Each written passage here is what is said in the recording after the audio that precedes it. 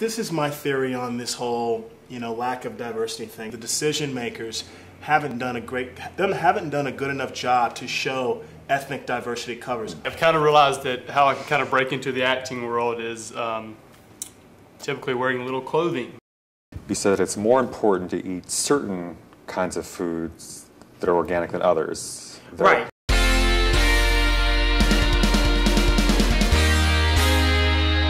Today, fitness model Obi Obadike is back 1 year later. Last year, he said it was hard for blacks to get on the cover of fitness magazines. What's happened since then? Have things changed? And later in the show, personal trainers Todd Mccullough and Bertoncini, they share their workout and nutrition secrets. But first up, Obi. Great to have you back again today, Obi. Thanks a lot, Greg. Well, I think something's changed because I see you here on the cover of the new Maximum Fitness. Yes, so yes, congratulations. Yes. Thank you so much. Thank you so much. That was the most difficult cover that I've gotten so far. It took me 3 cover tries to land this cover. It's one of the biggest male fitness magazines in the country, and I just feel blessed that I landed this cover. I mean, it took a lot of hard work. There was a lot of people involved that helped, that were influential in this process, such as the WBFF, Paul Dillette, Mike DiMaderos, the editor of Maximum Fitness, as well as other people behind the scenes. So I just feel blessed to get that opportunity. They've had other blacks on the cover? There was another. I'm the second person. The first person was a gentleman named Kendall Wood, cover model. He was the first fitness model on the cover last year. So obviously I'm probably the second. So how many covers have you done since last year? I would say right now 4. 4 covers, okay. Yeah. And we've got another one of you here from... That was for Inside Fitness. It's the #1 fitness magazine in Canada. I was the first African-American male fitness model on the cover of the magazine. And that was the December, January issue, December 08, January of 09, the winter issue. And we've got you here on the cover of also what, a nutrition catalog? A nutrition catalog cover, which will be coming out. I was able to print that out. The art director emailed the PDF to me. It will go to print actually today, and it comes out actually next week. So that's the National Lebraden Nutrition catalog cover. So it actually makes me the first, even though it's a nutrition catalog cover, it makes me the first African American to be on 2 covers at the same time. So I feel blessed. I've worked very, very, very, very hard this year, and obviously last year as well. This year I've landed, I believe, 4 international supplement campaigns, which is more than any male fitness model in the world this year. So things are looking up. I mean, you know what? I think this is my theory on this whole lack of diversity thing. I don't think it's just on. I think it's a combination of 2 different things. The first combination is I believe the decision makers haven't done a good enough job to show ethnic diversity covers. And also I think it's a combination of African American fitness models that haven't worked hard enough to try to make that attempt, because what happens is that you have a lot of African American fitness models that become discouraged because they see minimal black people on covers, and so they don't make the effort of trying. Well, you said when you were on before, you said that you actually were discouraged when you were younger and kind of gave things up for a while. I had an opportunity to break in this industry over 10 years ago, and I just said, why would I want to get into that? Because it was minimal. I never saw really black guys on fitness covers, so I was discouraged by it. So I think it's a combination of 2 different things. Is it getting better? Do I still think it's the same? It's getting a little better, but there's still fitness magazines out there that still haven't shown that. And that haven't had black. That haven't had African American male. There's at least 4 or 5, I know for a fact.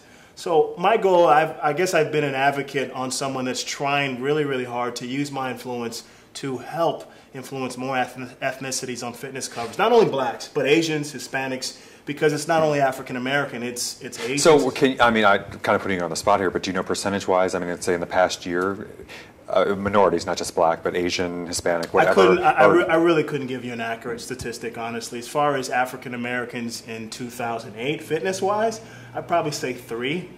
So you were one of the 3, and then you mentioned Kendall Wood. I was one of 3, absolutely. And then this year, I would say 2 so far.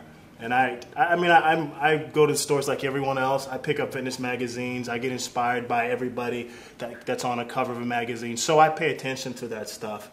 I think it's going to get better. I think it's a slow process, but I think you need sometimes at least one person. I think one person can make that change. And kind of opening the door. And I feel that's what I'm doing, is really open doors for not only blacks, but for everybody. You told me you've gotten emails from people who... I've gotten emails from many young black teenagers, from many young black adults that are trying to break into industry, and they've looked up to me. They've seen me on covers. They've seen me in supplement ad campaigns, and they've said they've been inspired by my success. I've even got emails from Asian women, from Hispanic guys, you know, from pretty much all ethnicities that have seen my success and have been inspired by that. So it lets me know that I'm in it for the right reasons, and I'm doing something right, because I think you can have all the success in the world, but if you can't use that to help people, then it really means absolutely nothing. And that's a quote that I live by. It's a thing that I follow. Well, we mentioned the covers, and you started to mention some of the other things you've been up to. I think you're going global these days. Every time I turn, you've there's stuff in Europe and Australia. I was in Australia, and I was a fitness celebrity guest for a very popular natural bodybuilding fitness show in the Gold Coast. It was an incredible experience, the way they treated me, the hospitality. I've said it before, and I'll say it again. If I wasn't American, I'd be Australian. They're the most beautiful people inside and out. The way they took me in was just, words can't describe it. So I shot I was a guest there. I shot a Australian supplement ad campaign. Also was featured in their magazine. It's called Australian Natural Bods. And I'm actually the first American male fitness model to be featured in this magazine. This is a magazine that serves Australia, and I'm the first guy to be featured in the magazine. An 8-page feature interview called "Redefining the Human Form." And also, I also got you a gift, my man. I like this. I got my man Greg, because you know I love him, and I've been on the show, and he's always doing so many nice things for me. I bought my man a Sydney, Australia t-shirt. All right, cool. And I know it fits him because he's about my size. You probably had to get me extra large or something. I don't know. It is an extra large, by the way. Not for you, but for me, I need it after what I've been eating. But great, I'll wear this jogging tonight, so I love it. I love people who bring me gifts, so thank you for that. Absolutely, man. I always think of you. We'll have you back for sure now. Every time you go overseas, we'll have you back. Bring me gifts. But you're also doing something in England as well. Also landed a European campaign for natural sports nutrition. They're going to have 4 frozen meal products. It's basically, it's kind of hard to explain, but this meal product is supposed to allow you to give you the proper nutrients, proper vitamins, pretty much everything that you need, your proper proteins, your proper fats, your proper carbs, everything. And I'm going to be the face and the name of this new product that will be launching sometime, hopefully this year. I want to try some of that. I'll tell you if it's any good. I'll bring it in there, man. I'm gonna make free food. I want a t-shirt and food, too. I'm going to make this man eat it. Well, we're almost out of time, but I did want to ask you, too. I always like to work in some, people want to know how you get in this kind of shape and all of that. So you have a quick fitness tip for us? Yeah, I would say quick fitness tips is this. Is eating, I think everyone knows what to do, but basically it's following a high protein, low carb. When I train my clients, it's 5 small meals a day. You never skip breakfast. Skipping breakfast. If you eat breakfast in the morning, you'll be surprised how much it will improve your metabolism. It'll speed up your metabolism. Drinking lots of water is very, very important. Making sure your last meal is about 8 p.m. Making sure that you intake carbs no later than 2 p.m. That should be enough. It should give you enough energy throughout the day. Any carbs after 8 p.m. is going to store in your body as fat. So, I mean, and also weightlifting 4 to 5 times a week and doing your cardio 4 or 5 times a week, doing your body fat checks. Well, after the show today, I'm going to put on the t-shirt and I'm going to go running, so I'll get my cardio in. Absolutely, thank you very much, Obi. Thank you so much. And I'll look for you here also on the cover of Maximum Fitness. Up next, Todd Mccullough. We'll be right back.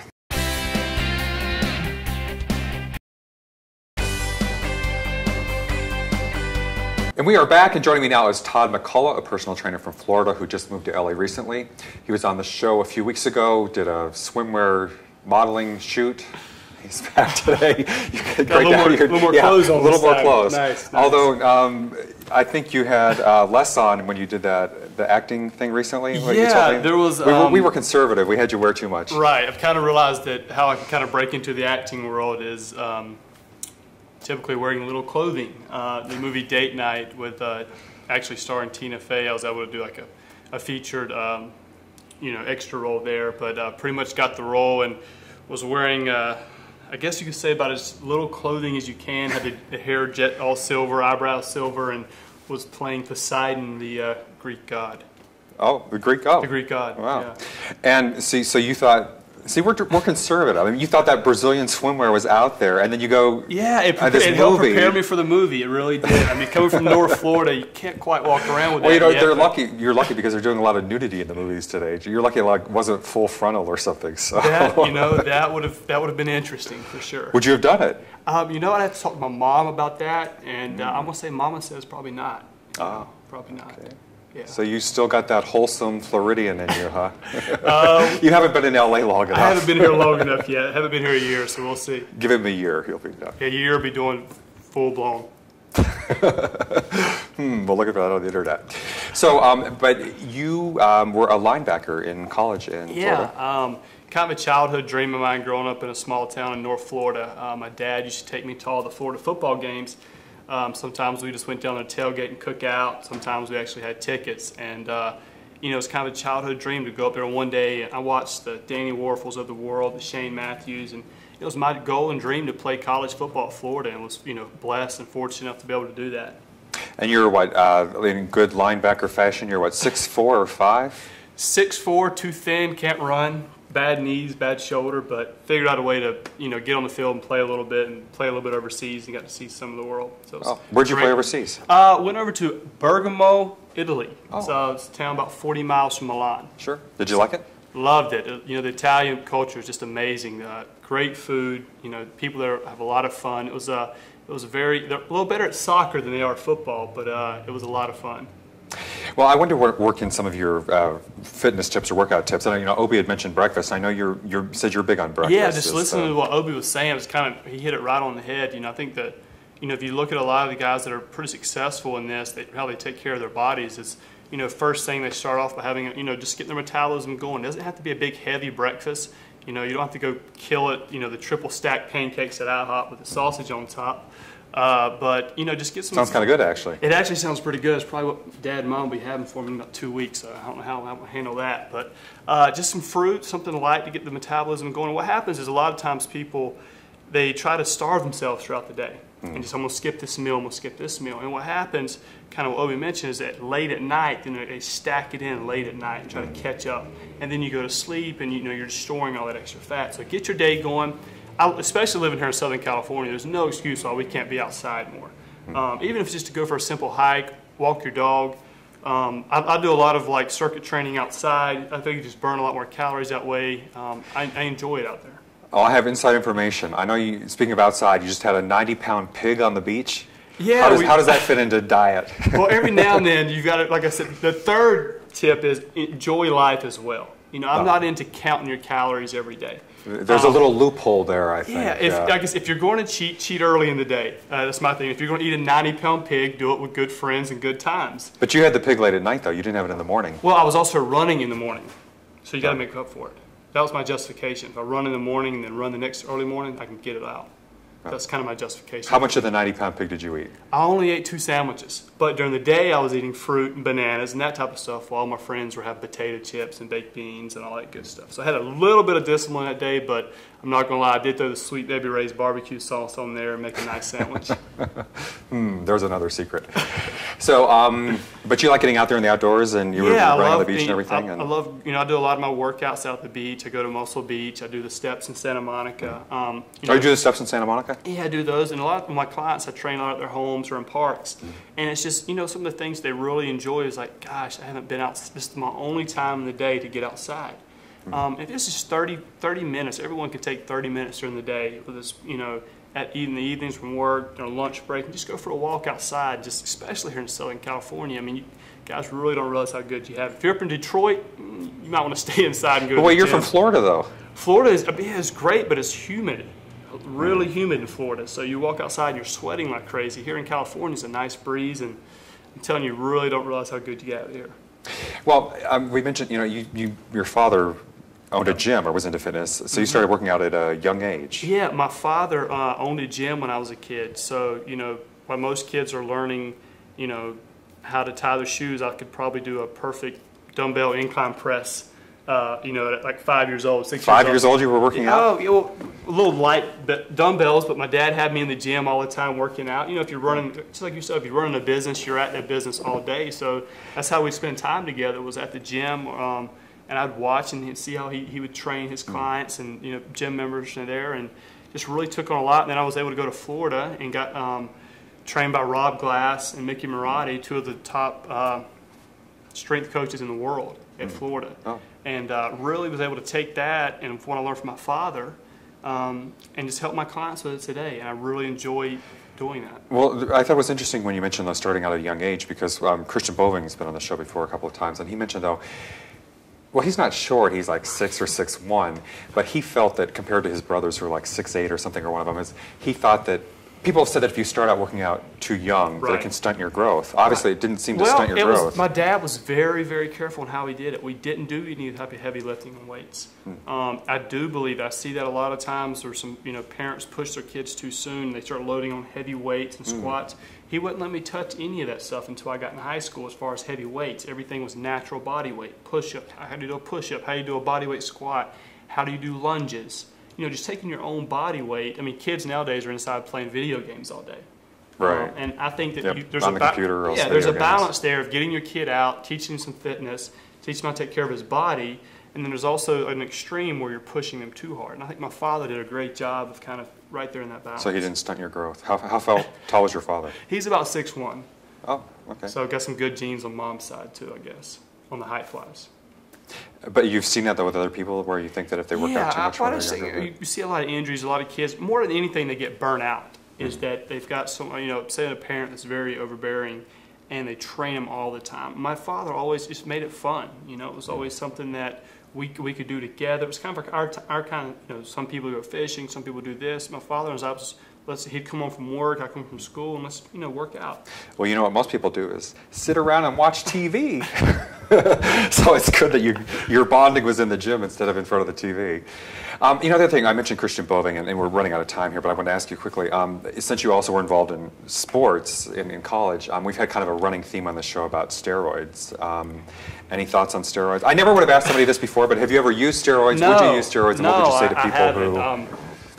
Probably would be making a lot more money right now if I had. I totally was in that example of where someone that if they'd have taken steroids, they could extend their career probably. There's no, steroids work. It's the reality, they work. A lot of professional athletes do take steroids. Did a lot of people on the college team, you think, take No, Florida did a great job of drug testing us periodically throughout. The NCAA comes and drug tests you, and then the schools sometimes have their own drug testing. So Florida really hampered down on us that. So that was my father. Once again, you were not allowed to do drugs in the house, so that was never a question. But I understand where the athlete feels the pressure to use the steroids just to keep up with the competition. All right. Well, thank you very much, Todd Mccullough. Thank you. We'll look for you in, what's the movie again? Date Night. Date Night. Little skimpy, silver hair, all that good Poseidon. stuff. Poseidon. Got a nice, beautiful mermaid next to me. So. I went to the Temple of Poseidon in Greece once, so we'll see. Right. No, haven't been there. Up next, Mike Bertoncini. We'll be right back.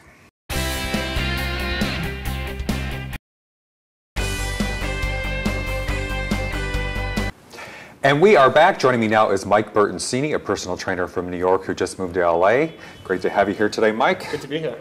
So over the weekend, we were at the farmer's market here in Beverly Hills, working on a little travel segment that we're doing for something. And as we were walking past all the organic food, you said it's more important to eat certain kinds of foods that are organic than others. Right, like fruits, vegetables, meats, dairy. Those happen to be more important because a lot of times with fruits and vegetables, with this day and age of everything, we're just getting out of the phase of everything needs to be bigger. Like you go to the store, you're going to buy a beefsteak tomato instead of buying a plum tomato because, it's going to last me longer and, all this other stuff. But you don't realize how many pesticides, how many hormones are being injected into those fruits and vegetables to produce a 10-pound bag of potatoes that you get on sale for $1.99. It's like, especially with the fruits and vegetables. Now, meats and dairies are next because there are so many diseases out there now, like E. coli and stuff like that. And there are all these germs that are now multiplying and transforming into something bigger. So you really have to be careful of that. And you don't want to get a bad piece of meat or seafood or a bad piece of dairy. You'll be sick for 3 days. Now, things like grains, nuts, those are a little less important because most of them go through a cooking process. So by the time you get it, it's already been cooked, so a lot of the stuff is going to be cooked out, and it's not going to be sitting. It's already dead. Right, as opposed to if you pluck a tomato, an unorganic tomato, it's probably going to sit in a factory for a month before it gets shipped out. Then it's going to take a week to ship it to where it needs to go. Those were some good tomatoes at the market, weren't they? They were. Those sun-dried or whatever? The sun-dried ones, they were phenomenal. They were good, and they were organic. You know, and you can really, if you lead a healthy lifestyle, you could really tell the difference between organic and non-organic when you eat it.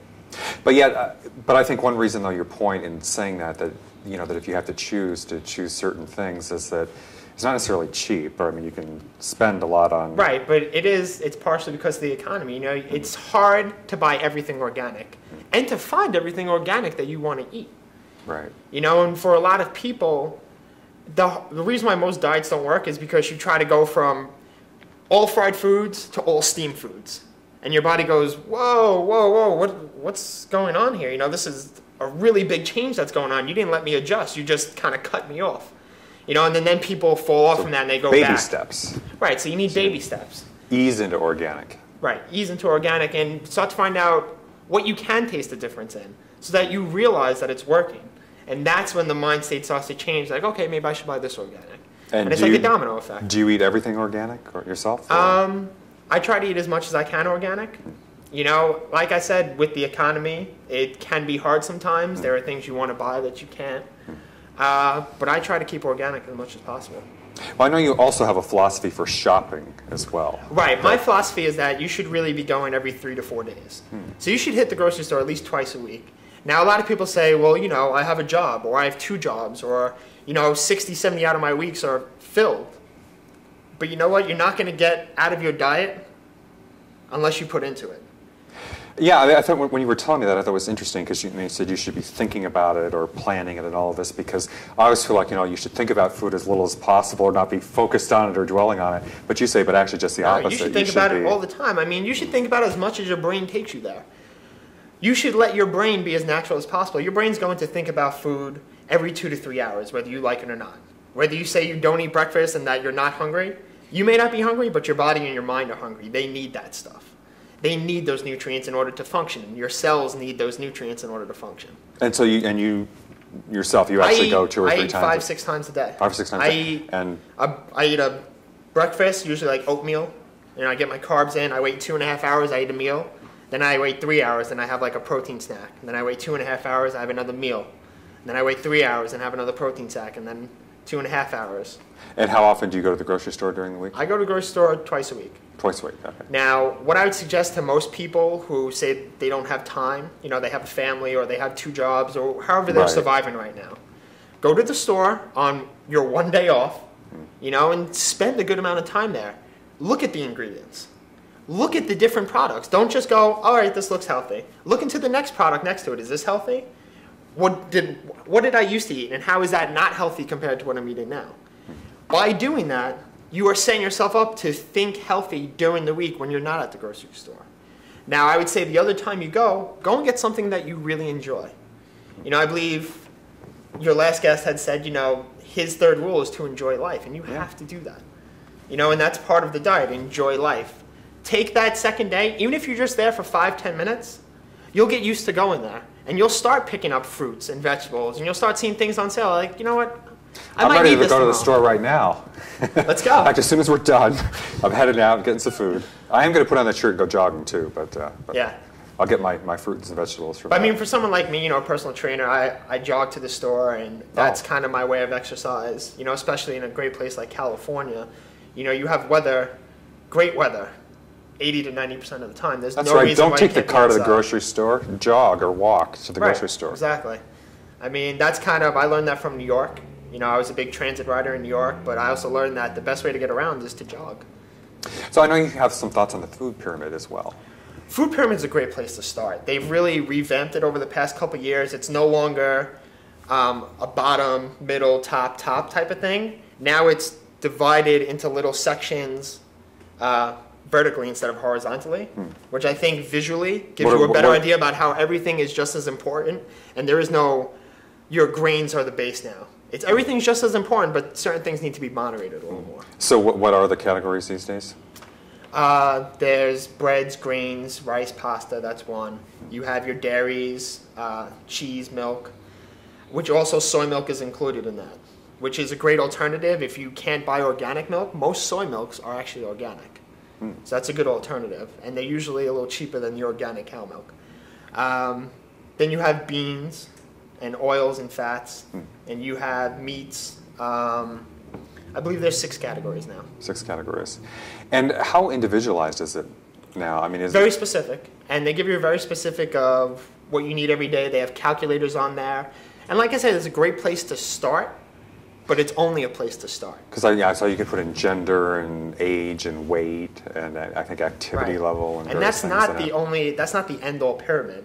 There are other theories out there about how protein has its own section, and fats and carbs have their own section, and that's a different type of pyramid that's out there, and that's great also. You told me the site that you told me about was mypyramid.gov. Mypyramid.gov, right? That's the government website of the pyramid that we're all used to seeing as kids, with the 3 to 5 servings of milk, and like I said, but now that they've but it's not your father's food pyramid, right? It's a new age pyramid, and they've really done their job to give people a head start on how they can start eating healthy. How do I begin? But like I always tell my clients, go do your own research. Don't believe this one website. Go to 4 or 5 other websites.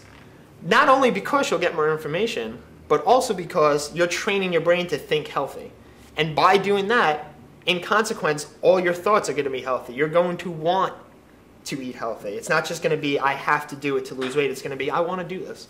Well, we're almost out of time, but I just want to mention quickly as well that we had someone on recently, Luke Golden, who mentioned that his way of, not exactly a cheat, but a way of getting between meals without overeating was Jell-O. But you had an interesting spin on that. You said that, what did you recommend? If you're trying to lose weight fast. If you're trying to lose weight fast, chew gum and chew ice. Chew gum. Reason being is that when you chew gum, you're tricking your brain into thinking that you're actually eating food. Because it doesn't recognize food or gum or whatever else you're chewing. It just recognizes chewing. Yeah. So if you notice the first time you put in a piece of gum, if you're hungry, the first 20, 30 minutes, you don't feel hungry because your brain thinks, okay, we're getting food. So it's getting prepared I get to that digest because you just need a little bit of flavor sometimes. And the ice thing, I was happy to hear you say that because I've always liked chewing ice. Well, also, it'll help contract your stomach because the cold makes things contract, makes molecules contract. So your stomach will actually get a little smaller and feel full. It's a big wrestler's trick in high school. A lot of wrestlers do it. They'll chew ice and chew ice and chew ice for a whole day to lose 8-9 pounds in a day. Wow, that much in a day. And although people tell me it's bad for your teeth, but I'm sorry, we are out of time. But thank you very much, Mike. I'm going to go chew some gum and chew some ice and go run and jog and everything else. Thanks everybody for watching. We'll see you next time.